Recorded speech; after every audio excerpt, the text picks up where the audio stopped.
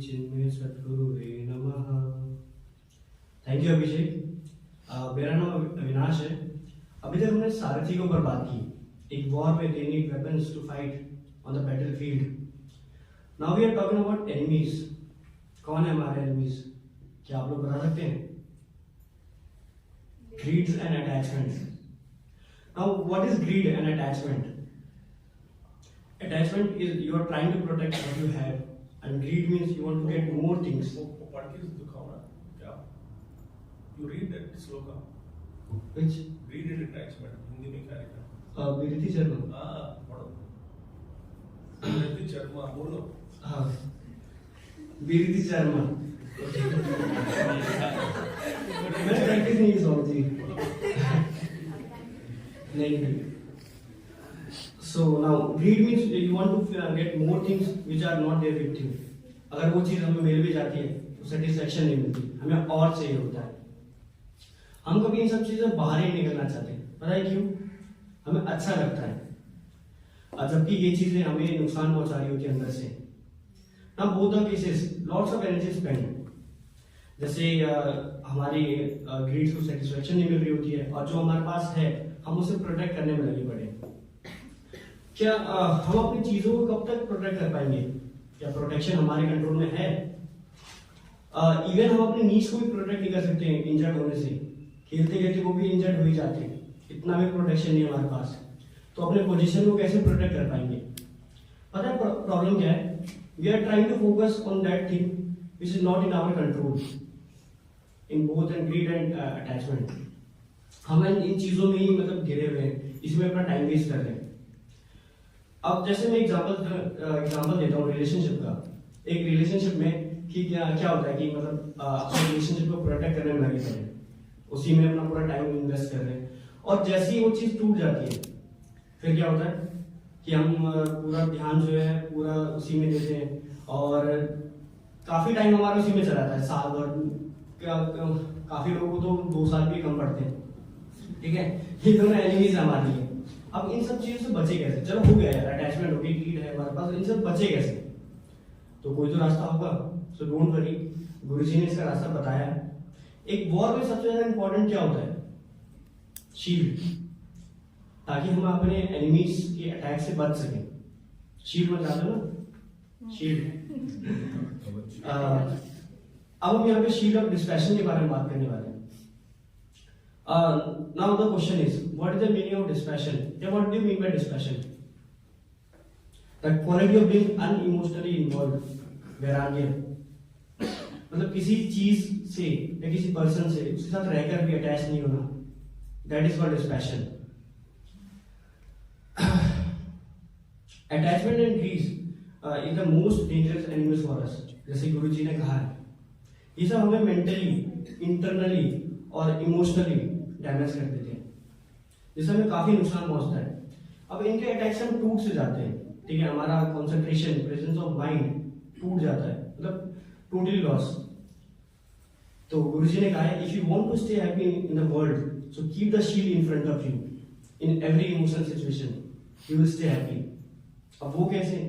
In every situation let hit the shield first. Shield आगे करो हमेशा.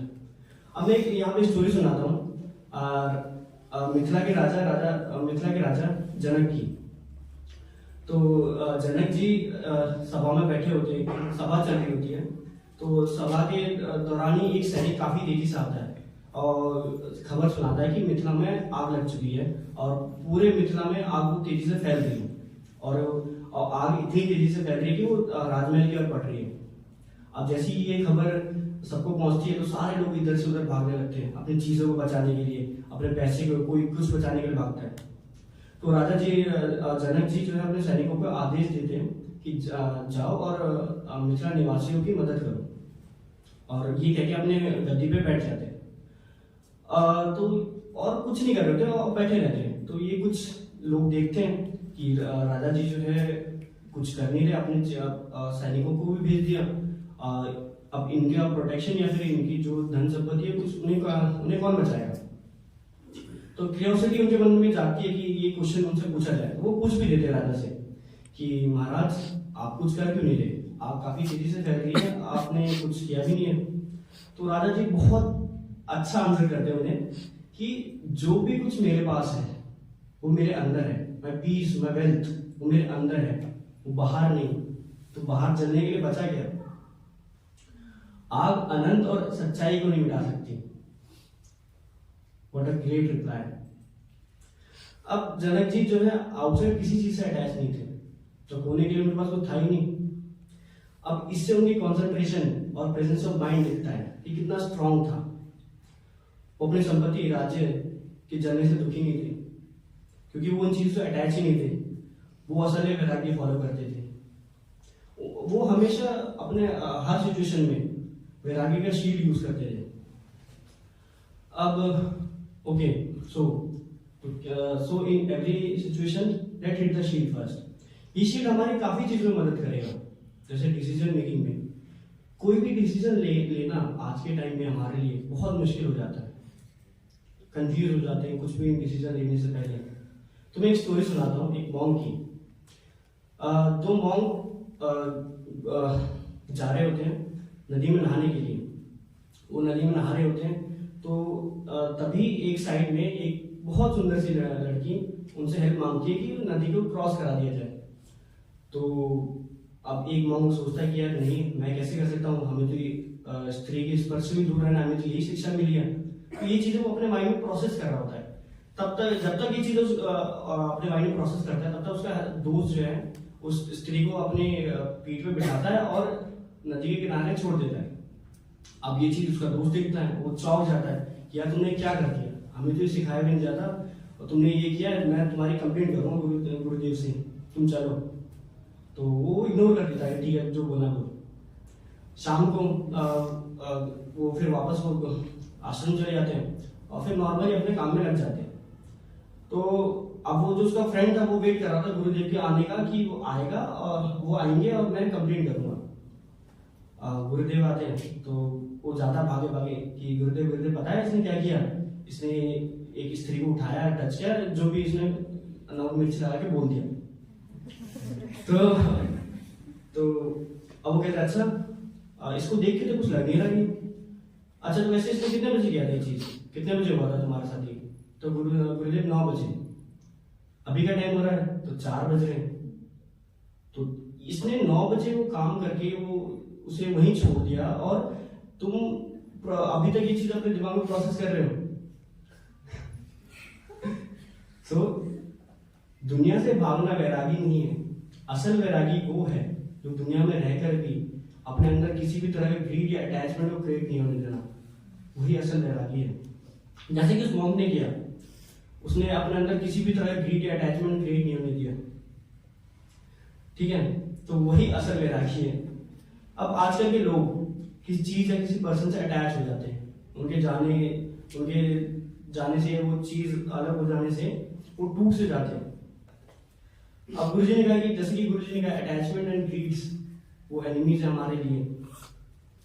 तो अब ऐसे सिचुएशन में let hit the shield first, पहले शील्ड यूज करो। अब हम किसी, ठीक है यार हो गया, पता प्रॉब्लम क्या है कि हम किसी चीज या पर्सन से अटैच हो जाते हैं, ठीक है, उनको अपना मांगने लगते हैं कि सिर्फ मेरा है, मेरे अलावा और कोई नहीं, मतलब ये किसी और के पास नहीं जाएगा, सिर्फ मेरा ही है।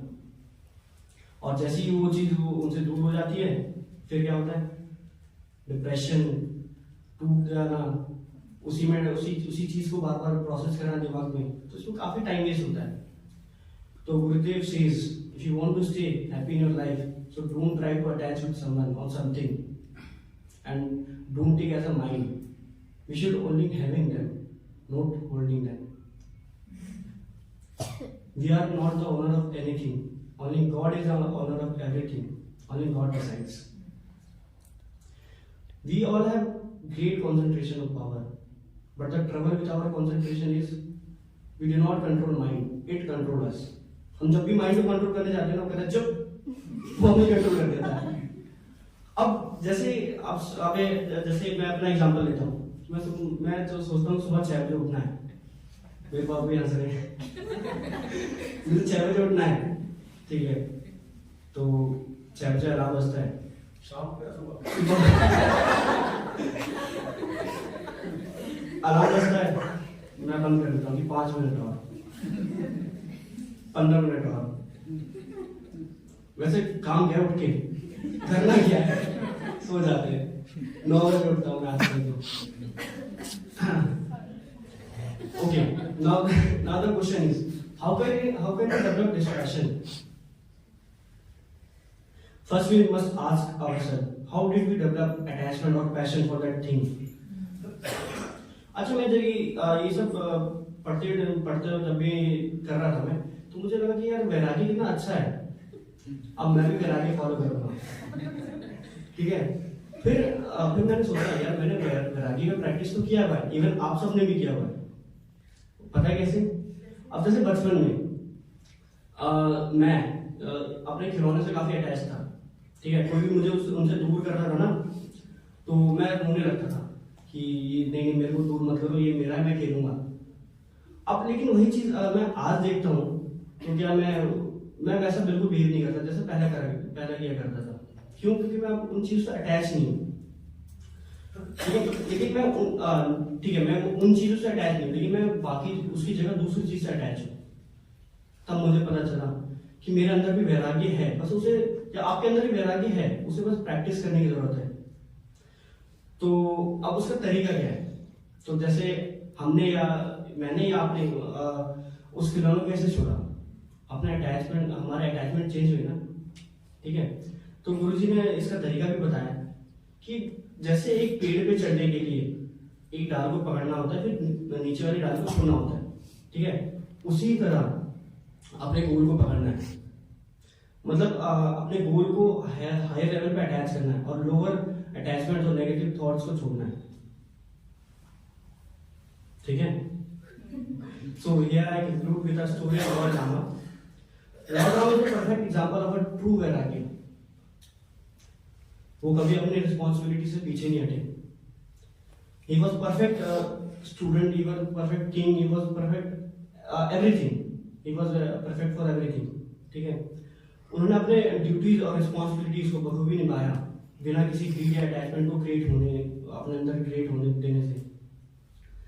ठीक है, सो ही वाज अ ट्रू वैराग्य। तो दुनिया, मतलब वैरागी कौन है? सो दुनिया से अलग होना वैराग्य नहीं है। दुनिया में रहकर भी किसी भी तरह का ग्रीड या अटैचमेंट अपने अंदर क्रिएट नहीं होने देना, वो वैराग्य है। ठीक है, so now I would like to invite Madhu, she will tell you about weapons. Hariom.